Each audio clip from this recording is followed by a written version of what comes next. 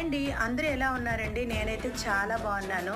Noodles బండి మీద మనం చికెన్ ఫ్రైడ్ రైస్ తింటే చాలా స్పైసీగా, టేస్ట్‌గా ఉంటుంది కదండీ!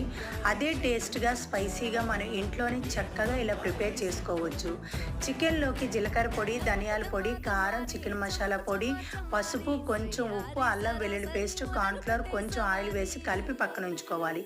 కళాయిలోకి ఆయిల్ వేసుకొని చికెన్ పీసులు వేసుకొని ఫ్రై చేసుకొని ప్లేట్‌లో తీసి పక్కన ఉంచుకోవాలి. అదే ఆయిల్‌లోకి 2 గుడ్లు బ్రేక్ చేసుకొని బాగా కలిపి ఆమ్లెట్‌లా వేసుకొని ముక్కలు ముక్కలుగా చేసి ప్లేట్‌లో తీసుకోవాలి. సన్నగా కట్ చేసుకొని ఉల్లిపాయ ముక్కలు, వెల్లుల్లి ముక్కలు, పచ్చిమిరపకాయ ముక్కలు, క్యాప్సికమ్ ముక్కలు, క్యారెట్ ముక్కలు, కరివేపాకు వేసుకొని హై ఫ్లేమ్‌లో ఒక్క నిమిషం ఫ్రై చేసుకొని ఉడికించుకున్న అన్నం వేసుకొని vinegar, soya sauce, green chilli sauce, red chilli sauce, కారం, టేస్ట్‌కి సరిపోయినంత ఉప్పు, నల్ల మిరియాల పొడి, చికెన్ పీసులు, ఎగ్ పీసులు వేసుకొని బాగా కలిపి కొంచెం కొత్తిమీర వేసుకొని స్టవ్ ఆఫ్ చేసుకోవడం. చాలా చాలా టేస్ట్‌గా